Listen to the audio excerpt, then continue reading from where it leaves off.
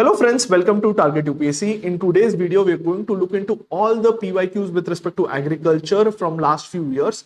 Simultaneously, I'm also going to tell you which are the important themes. अगर आपको agriculture complete करना है तो कौन से थीम्स पर फोकस करना चाहिए, क्योंकि हमेशा इन थीम्स पर रिपीटेड क्वेश्चंस आ रहे हैं.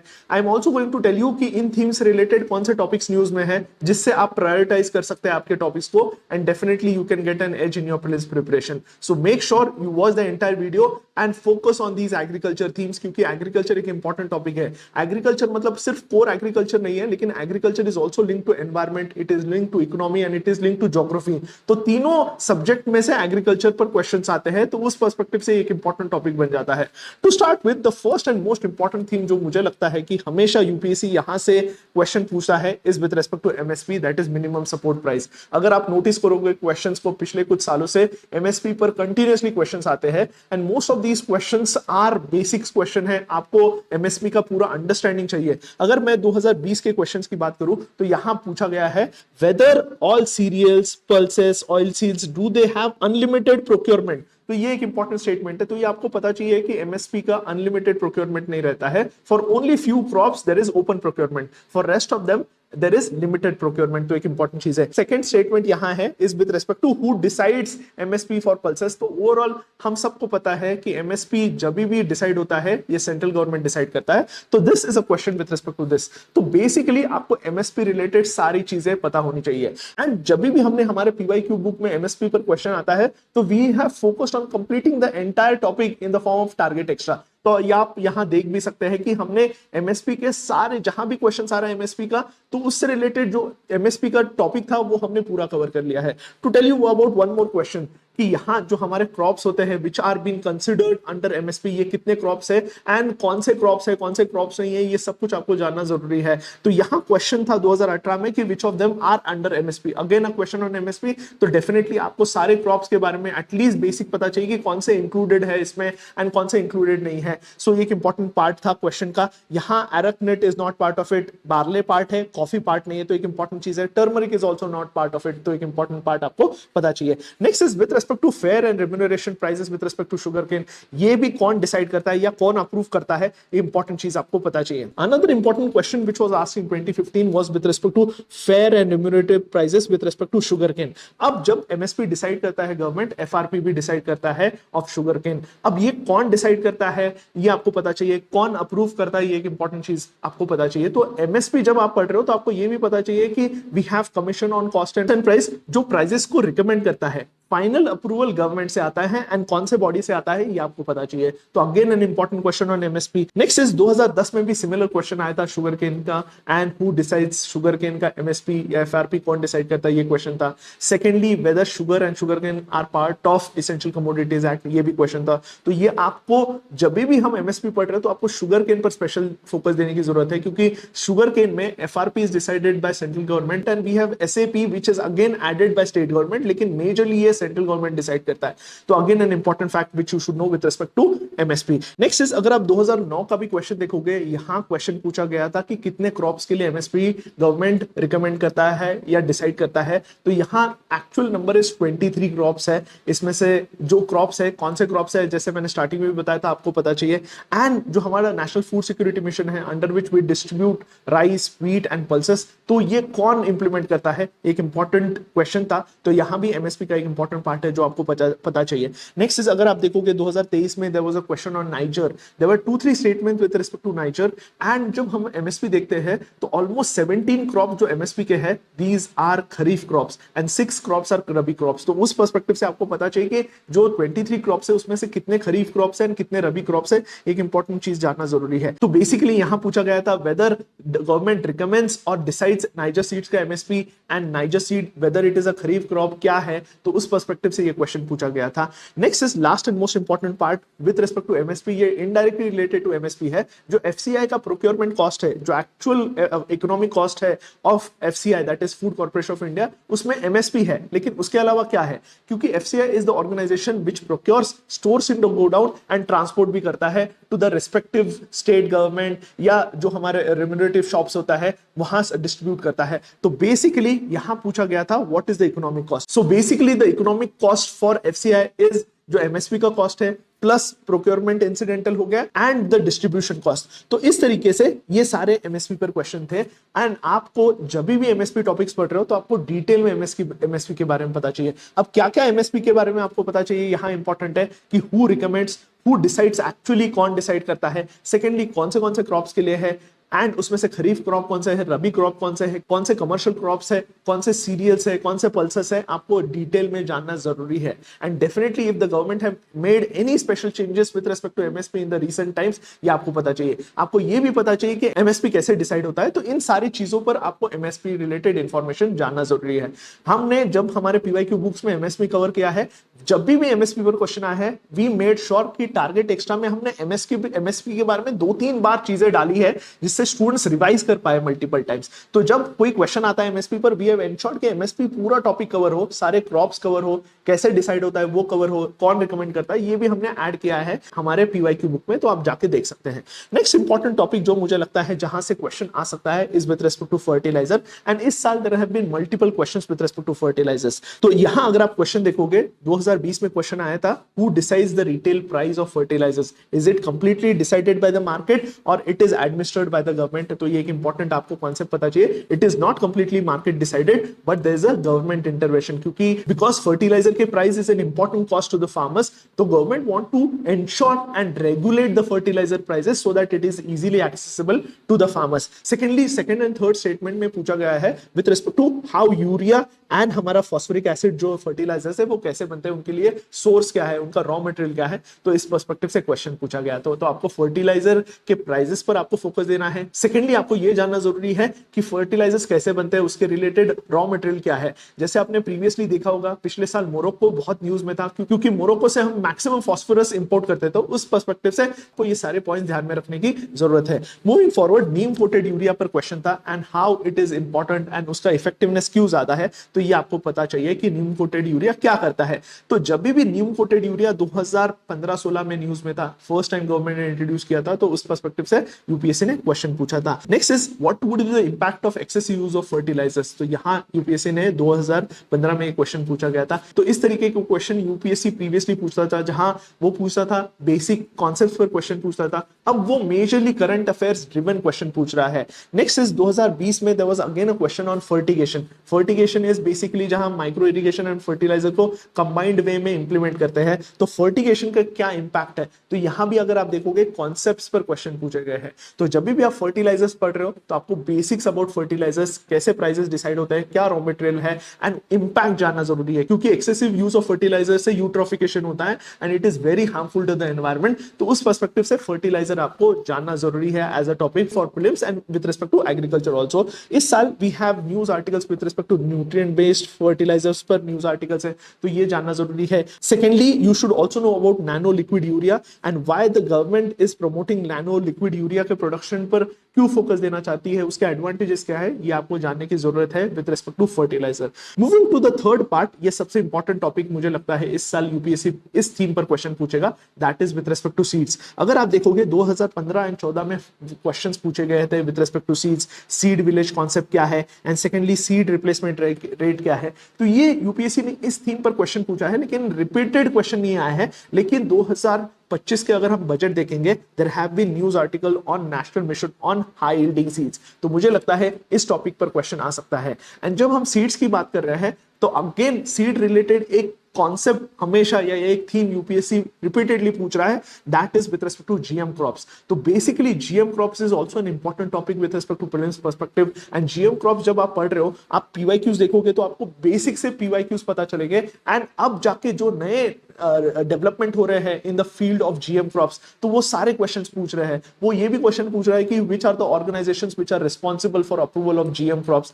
ट्रायल कौन अप्रूवल करता है, फाइनल अप्रूवल कौन करता है, जो जीएम फूड है वो कौन अप्रूव करता है। तो इस तरीके के क्वेश्चन यूपीएससी पूछता है। तो बेसिकली अगर आप देखोगे 2021 में there was a question with respect to Bollgard 1 and Bollgard 2, definitely UPSC ने क्वेश्चन पूछा है and what they are. Basically Bollgard 1 Bollgard 2 are जो हमारे जीएम क्रॉप्स है विद रिस्पेक्ट टू कॉटन, उसके वैरायटीज है। तो हमेशा यूपीएससी जो टर्म्स न्यूज में होता है उसके बेसिक्स में पूछता है। They want you to know कि आप न्यूज़पेपर पढ़ रहे हो एंड जो भी टर्म्स रिपीटेडली आ रहे हैं उस पर्सपेक्टिव से रिसर्च कर रहे हो कि नहीं, आप कॉन्सेप्ट समझ रहे हो कि नहीं, ये यूपीएससी जानना चाहता है, तो definitely GM crops is an important theme जहां से यूपीएससी क्वेश्चन पूछता है। अगेन जीएम मस्टर्ड पर 2018 में क्वेश्चन था, तो definitely how GM mustard is important and किस तरीके से जीएम मस्टर्ड काम करेगा, तो उस पर्सपेक्टिव से ये क्वेश्चन पूछा है। Mechanism of action specially GM crops पर यूपीएससी पूछता है। बीटी ब्रिंजल्स पर 2011 में क्वेश्चन था। जो टॉपिक्स न्यूज में होता है, जो जीएम क्रॉप न्यूज में होता है ड्यूरिंग दैट टाइम, तो उस पर्सपेक्टिव से क्वेश्चन पूछता है। अगेन 2012 में भी बीटी ब्रिंजल पर क्वेश्चन था। तो इस तरीके से I would like to tell you GM crops and GM crops related जितने भी न्यूज आर्टिकल है वो बहुत इंपॉर्टेंट है प्रीलिम्स पर्सपेक्टिव से। एंड अगर आप पीवाईक्यू बुक देखोगे, again here we have focused on entire GM crops का जितना भी ऑर्गेनाइजेशंस है, क्या होते हैं जीएम क्रॉप्स, हमने सब कुछ कवर किया है। तो इस तरीके से आपको टॉपिक पढ़ना है। तो जब भी जीएम क्रॉप्स आपने थीम आइडेंटिफाई कर लिया, you go to the basics, you understand the entire GM crops की किस तरीके से जीएम क्रॉप्स फंक्शन करते हैं। सेकेंडली कौन से ऑर्गेनाइजेशन इन्वॉल्व है इसमें, जैसे जीएसी है जो एक इंपॉर्टेंट ऑर्गेनाइजेशन है, एफएसएसएआई उसका रोल क्या आता है, GM crops and GM food products में क्या डिफरेंट है। तो ये सारी चीजें जानना जरूरी है। इस साल अगर आप न्यूज आर्टिकल देख रहे हो तो definitely we have various news article जहां Bt cotton and GM technologies पर मल्टीपल न्यूज आर्टिकल्स आ चुके हैं। And there have been a debate, should we focus on GM crops और should we move to organic farming और should we focus on our natural seeds. तो इस पर debate चल रहा है। तो डेफिनेटली उस पर्सपेक्टिव से क्वेश्चन आ सकता है एंड इंपैक्ट पूछ सकता है यूपीएससी इस बार, ठीक है। तो ये आपको जानना जरूरी है। Next is with respect to imports, जो भी फूड प्रोडक्ट्स का या फूड ग्रेन्स का इंपोर्ट ज्यादा करते हैं तो यूपीएससी यहां से क्वेश्चन पूछता है, क्योंकि यहां अगर आप देखोगे ऑयल सीड्स एंड पल्सेस का हम बहुत ज्यादा इंपोर्ट कर रहे हैं। तो ऐसे प्रोडक्ट्स जिसका इंपोर्ट बहुत ज्यादा है इंडिया में, तो उस प्रोडक्ट पर यूपीएससी ने क्वेश्चन पूछा है। 2021 में there was a question on palm oil tree and government ने देखा कि सेकंड इंपॉर्टेंट ऑयल, एक तो क्रूड ऑयल बहुत इंपोर्ट करते हैं एंड पाम ऑयल भी बहुत इंपोर्ट कर रहे हैं, तो पाम ऑयल कल्टीवेशन भी गवर्नमेंट प्रमोट कर रहा है। तो उस पर्सपेक्टिव से 2021 में पाम ऑयल पर यूपीएससी ने क्वेश्चन पूछा था। अगेन 2019 में क्वेश्चन पूछा गया था कि with respect to highest import कौन से फूड प्रोडक्ट का है, तो यह भी क्वेश्चन पूछा गया था। नेक्स्ट इज अगेन 2018 में पाम ऑयल पर फिर से क्वेश्चन यूपीएससी ने पूछा था, क्योंकि palm oil after crude oil हम बहुत ज्यादा इंपोर्ट कर रहे हैं। तो गवर्नमेंट ने भी बहुत सारे स्कीम्स लाए हैं to promote palm oil cultivation in India, palm cultivation बढ़ाने के लिए बहुत सारे स्कीम्स लाए। तो उस पर्सपेक्टिव से ये क्वेश्चन पूछा गया है। तो अगर आप नोटिस करोगे जहां जहां हमारा इंपोर्ट बढ़ रहा है, government is trying to launch a new mission and उस पर्सपेक्टिव से यूपीएससी क्वेश्चन पूछ रहा है। 2024-25 में there have been news articles with respect to pulses import. तो यहां से मुझे लगता है इस बार क्वेश्चन आ सकता है, क्योंकि पल्सेस अगर आप इंपोर्ट देखोगे, it has hit 6 years high with respect to red lentil purchase and overall हमारा pulses import has been double. तो ये दो न्यूज आर्टिकल से आपको पता चलेगा कि पल्सेस इज इन न्यूज। आपको पता करना है कि कौन से कंट्रीज से मेजरली हम पल्सेस इंपोर्ट कर रहे हैं। तो डेफिनेटली अगर यहां से क्वेश्चन आता है कौन सा पल्सेस हम इंपोर्ट ज्यादा कर रहे हैं, डोमेस्टिक प्रोडक्शन किसका है, तो ये जाके रिसर्च करना जरूरी है। अगर आप ये दो आर्टिकल्स पढ़ोगे तो आपको सारी क्लैरिटी आएगी विद रिस्पेक्ट टू कौन से टॉपिक से इस साल क्वेश्चन आ सकता है। तो यूपीएससी रैंडमली क्वेश्चन नहीं पूछता है। UPSC there is a reason why a specific topic is asked by UPSC every year. तो make sure you focus on these two important news articles. अगर आप देखोगे नेक्स्ट इंपॉर्टेंट जो थीम मैं बताना चाहता हूं is with respect to government schemes and institutions. तो यहां भी एग्रीकल्चर रिलेटेड जितने भी गवर्नमेंट स्कीम्स लॉन्च करता है which are important to raise production या मार्केटिंग के लिए इंपॉर्टेंट है, यूपीएससी क्वेश्चन पूछता है। तो एग्रीकल्चर से you can expect a question and इस साल government has launch 2-3 schemes with respect to promoting technology into agriculture, जो मैं आपको एंड में बताऊंगा। तो उस थीम्स पर आपको फोकस कर सकते हो। जैसे किसान क्रेडिट कार्ड पर क्वेश्चन आया था कि वो फंड कहां यूटिलाइज हो सकता है। नेशनल एग्रीकल्चर मार्केट स्कीम पर क्वेश्चन आया था। We had scheme with respect to APMC act पर क्वेश्चन आया था। तो जितना भी मार्केटिंग गवर्नमेंट स्कीम्स हो गया या जो गवर्नमेंट ऑर्गेनाइजेशंस है उस पर क्वेश्चन यूपीएससी ने पूछा है। We have schemes with respect to irrigation, accelerated irrigation benefit programme क्या है, किससे रिलेटेड है, तो एक इंपॉर्टेंट चीज आपको पता चाहिए। Integrated watershed development programme, though not directly related to ministry of agriculture but it is important to ensure increase productivity of agriculture by ensuring soil conservation, water conservation and irrigation provide करने के लिए एक important scheme है। Next is national food security act पर question पूछा है 2018 में। And national food security act पर देयर हैव बीन 2 क्वेश्चंस। तो एक इंपॉर्टेंट एक्ट है which the government launch and wanted to ensure that we have nutritional security. Again इस साल अगर आप देखोगे तो मुझे लगता है you have various schemes which was launched by government in September 2024. Digital agriculture mission में अगर आप देखोगे तो मुझे लगता है इस पर्सपेक्टिव से स्कीम पर क्वेश्चन आ सकता है। तो गवर्नमेंट जो भी एग्रीकल्चर रिलेटेड नए स्कीम्स ला रहा है तो उस पर गो थ्रू कीजिए एंड यहां से you can expect a question what are the components of this digital agriculture mission, यहां से क्वेश्चन आ सकता है। नेक्स्ट इस इंस्टीट्यूशन की बात करें तो टी बोर्ड जैसे क्वेश्चन पूछा है, food safety and standard authority of India, which is indirectly, जब हम एग्रीकल्चर देख रहे हैं तो सिर्फ कोर एग्रीकल्चर नहीं, उससे रिलेटेड प्रोडक्ट्स एंड जो टॉपिक्स है उस पर क्वेश्चन पूछता है। तो इस साल मुझे लगता है मखाना बोर्ड, टर्मरिक बोर्ड न्यूज में है, तो इन दो एग्रीकल्चर प्रोडक्ट के जो बोर्ड है which tries to promote the production export of this important products, तो ये बोर्ड मेजरली उसको प्रमोट करता है। तो टर्मरिक बोर्ड भी न्यूज में, मखाना बोर्ड भी जो गवर्नमेंट प्लान कर रहा है, बजट में बोला गया था कि इंप्लीमेंट करेंगे, नया बोर्ड बनाएंगे बिहार में, तो इन थीम्स पर यूपीएससी क्वेश्चन पूछ सकता है। टर्मरिक बोर्ड कहां गवर्नमेंट प्लान कर रहा है बनाने के लिए, तो ये भी एक इंपॉर्टेंट फैक्ट आपको पता चाहिए। Turmeric related make sure you read in detail format,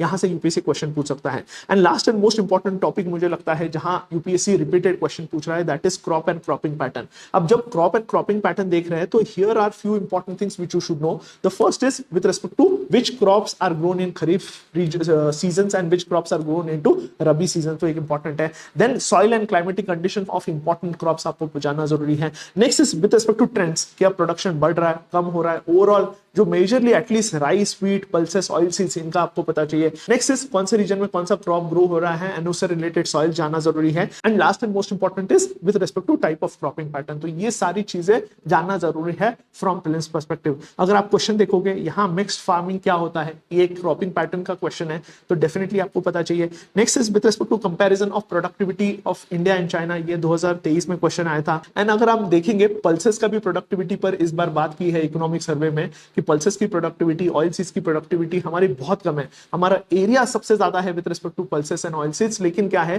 productivity कम हो रही है, तो वहां से इस बार फिर से क्वेश्चन आने के चांसेस है। नेक्स्ट पीवाईक्यू अगर हम देखेंगे, यहां फिर से ट्रेंड पूछा गया है कि लास्ट 5 ईयर में what has been the trend with respect to rice cultivation हो गया, या कल्टीवेशन ऑफ जवार हो गया, या with respect to cotton cultivation हो गया। तो ट्रेंड जैसे मैंने बताया, एटलीस्ट आपको ट्रेंड पता चाहिए कि ट्रेंड जो कल्टीवेशन ऑफ राइस, व्हीट, जो मेजर क्रॉप्स है उसका बढ़ रहा है, कम हो रहा है, ऑफ लास्ट 5 ईयर्स, एक ट्रेंड एनालिसिस जानना जरूरी है। नेक्स्ट इज अगर आप देखेंगे कि कौन सा क्रॉप कौन से सीजन में ग्रो हो रहा है, black gram which is cultivated whether it is cultivated in kharif and rabi, तो ग्रीन ग्राम पल्सेस के बारे में बात की गई है एंड कौन से सीजन में ये ग्रो होते हैं। एंड विद रिस्पेक्ट टू यहां भी फिर से अगर आप देखोगे ट्रेंड पूछा गया है कि पिछले लास्ट 3 डेकेड्स में ट्रेंड क्या रहा है with respect to pulses production का, तो एक इंपॉर्टेंट फैक्ट आपको पता चाहिए। अगेन अगर आप देखोगे पल्सेस पर फिर से क्वेश्चन है with respect to last decade में, 2010 का क्वेश्चन है, तो बहुत पुराना क्वेश्चन है, 10 साल का उन्होंने डेटा देखा था, एनालाइज किया था कि what has happened with respect to pulses production, उसका स्टैग्नेंट हुआ है विद रिस्पेक्ट टू कल्टीवेशन। तो ये एक इंपॉर्टेंट न्यूज आर्टिकल चल रहा होगा during that time where it was in news कि हम पल्सेस इंपोर्ट कर रहे हैं। क्यों इंपोर्ट कर रहे हैं? क्योंकि हमारा कल्टीवेशन ऑफ पल्सेस कम हो रहा है और it has been stagnant during that period, तो एक इंपॉर्टेंट पार्ट आपको पता चाहिए। नेक्स्ट इज यहां अगर आप देखोगे ये क्वेश्चन था with respect to region and कौन सा क्रॉप ग्रो हो रहा है, तो किन्नूर अगर आप देखेंगे तो वहां एप्पल ग्रो होता है, तो इस तरीके से ये क्वेश्चन पूछा गया था। तो रीजन, मेजर जो रीजन है एंड कौन सा क्रॉप ग्रो होता है, उस पर्सपेक्टिव से आपको चीजें पता चाहिए। नेक्स्ट इज अगर आप देखोगे with respect to crops and उसके अगर कोई नया क्रॉप है जिसका एक एडिशनल यूज है, तो अगर आप जैसे देखोगे यहाँ जो पल्सेस है हमारे, उसका it is not just use for body से हमारा कंजम्पशन के लिए, लेकिन फॉडर एंड ग्रीन मैन्योर के लिए भी यूज होता है। अब ये एक एडिशनल यूज हो गया। अगर आप यहाँ फिर से देखोगे with respect to guar gum, जो हम गवार बोलते हैं, that is been use with respect to shale gas का एक्सट्रैक्शन में यूज होता, तो ये न्यूज में था। Next is with respect to neem tree, neem tree का एडिशनल यूज क्या है, तो एक इंपॉर्टेंट फैक्ट आपको पता चाहिए, जहां जहां क्रॉप्स का एक एडिशनल यूज है। जैसे हम और एक क्वेश्चन देखेंगे, यहाँ भी मेज के बारे में बात की गई है and what is the additional application of मेज, क्या वो बायोडीजल के प्रोडक्शन में यूज होता है, अल्कोहल प्रोडक्शन में यूज होता है, तो ये आपको पता चाहिए कि अगर कोई क्रॉप है जो न्यूज में है उसका एक एडिशनल एप्लीकेशन है। जैसे 2012 में सी बकथॉर्न के बारे में क्वेश्चन था कि and it was a new crop जो न्यूज में था, तो उसका एप्लीकेशन पूछा गया था। तो इस तरीके से if there is any crop which has a special utilisation apart from consumption, तो वो पर्सपेक्टिव से आपको टॉपिक्स पढ़ने की जरूरत है। नेक्स्ट इज अगर हम देखेंगे, यहाँ क्वेश्चन पूछा गया है with respect to climatic condition, तो क्रॉप दिया गया है, उसके क्लाइमेटिक कंडीशन एंड रीजन पूछा गया है, आपको आइडेंटिफाई करना है कि इन रीजन में कौन सा क्रॉप ग्रो होता है। तो तो इस पर्सपेक्टिव से एनसीईआरटी में टॉपिक्स ये मेंशन्ड है, तो ये बेसिकली स्टैटिक बुक से ये क्वेश्चन आ रहे हैं।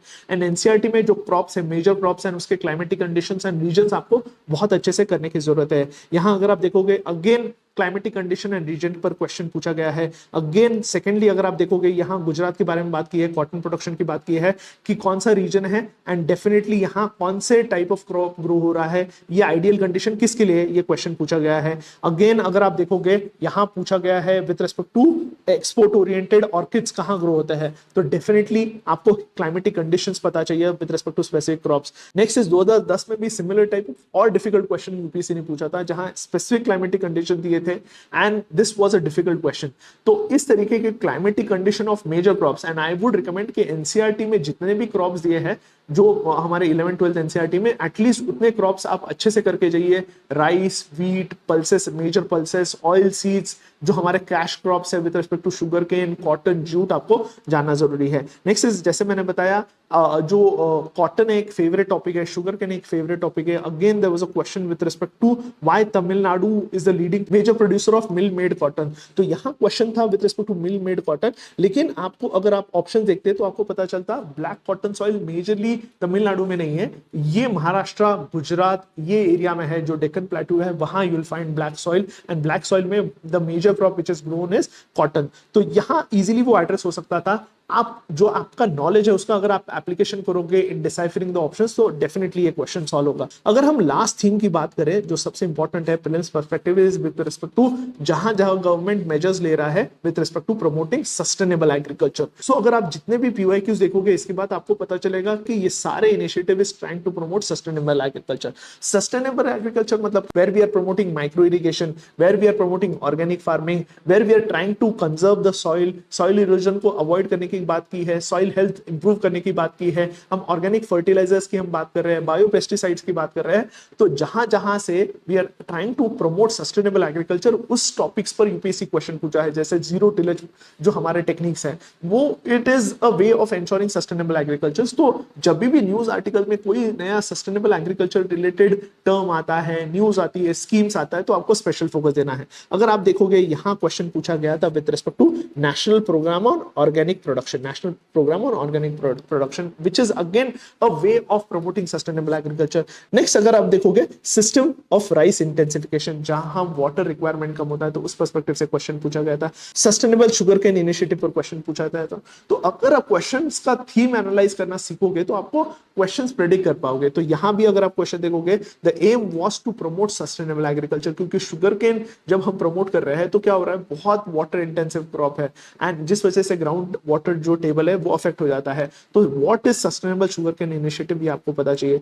नेक्स्ट इज अगर आप और एक क्वेश्चन देखोगे with respect to eco friendly agriculture, हम कौन से इनिशिएटिव्स को इको फ्रेंडली एग्रीकल्चर बोलेंगे, तो अगेन सस्टेनेबल एग्रीकल्चर को प्रमोट कर रहे हैं। जीरो टिलेज एग्रीकल्चर 2020 में क्वेश्चन था, again a question which is trying to promote sustainable agriculture. Water conservation measures कौन से हैं, तो ये भी आपको पता चाहिए कि वाटर कंजर्वेशन किस किस इनिशिएटिव से होता है। Next is micro irrigation, as I told you is a way of promoting sustainable agriculture, क्योंकि हम ज्यादा वाटर वेस्ट नहीं करते, क्योंकि फ्लड इरिगेशन में क्या होता है, सॉइल इरोजन होता है and there are lot of negative impact of flood irrigation. तो micro irrigation is a way of sustainable agriculture. Conservation agriculture क्या इनिशिएटिव है, तो ये एक इंपॉर्टेंट पार्ट आपको पता चाहिए। नेक्स्ट इज पर्माकल्चर पर क्वेश्चन पूछा गया था, how it is different from conventional chemical farming.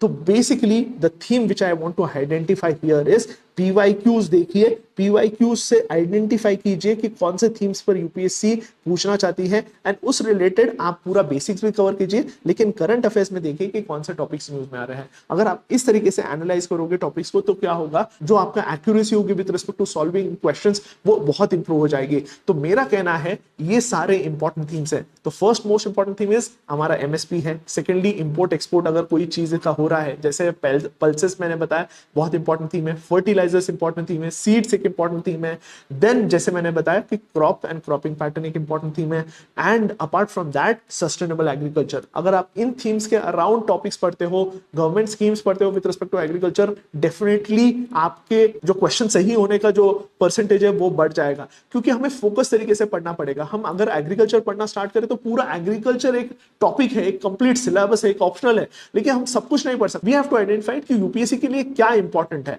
तो स्पेशली स्पेशली एनसीईआरटी से बहुत सारा एग्रीकल्चर कवर होता है एंड करंट अफेयर्स, क्योंकि इस बार अगर आप बजट देखोगे तो एग्रीकल्चर रिलेटेड बहुत सारे जो गवर्नमेंट ने इनिशिएटिव्स लिए, स्कीम्स लॉन्च किए हैं, किसान क्रेडिट कार्ड में चेंजेस गवर्नमेंट ने किए हैं बजट में, जो हमने बजट सेशन में कवर किया है। अगर आप चाहते हैं कि हम एग्रीकल्चर के कुछ इंपॉर्टेंट टॉपिक्स कवर करें, we want to take 3-4 short session जो बहुत क्रिस्प रहेंगे, कॉम्प्रिहेंसिव रहेंगे। If you want to take us दो session, definitely do write in the comment section.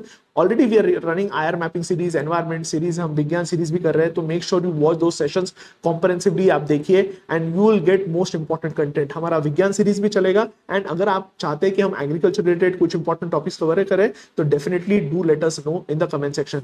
I hope इस सेशन से आपको एग्रीकल्चर के थीम आइडेंटिफाई करने में हेल्प हुआ होगा, क्योंकि अगर आपने थीम आइडेंटिफाई किया तो आप फोकस कर सकते हो। तो यहां फोकस रखना है एमएसपी पर, इंपोर्ट एक्सपोर्ट पर, seeds, fertilisers, crops and cropping pattern and specially कौन से क्रॉप्स पर जो न्यूज में है, जो इंपॉर्टेंट है। एंड इस तरीके से पढ़ोगे तो आपका प्रिपरेशन बहुत इजी तरीके से कवर हो सकता है। I hope this session was helpful. अगर आपको पसंद आता है, do like the channel and subscribe to the channel. Thank you.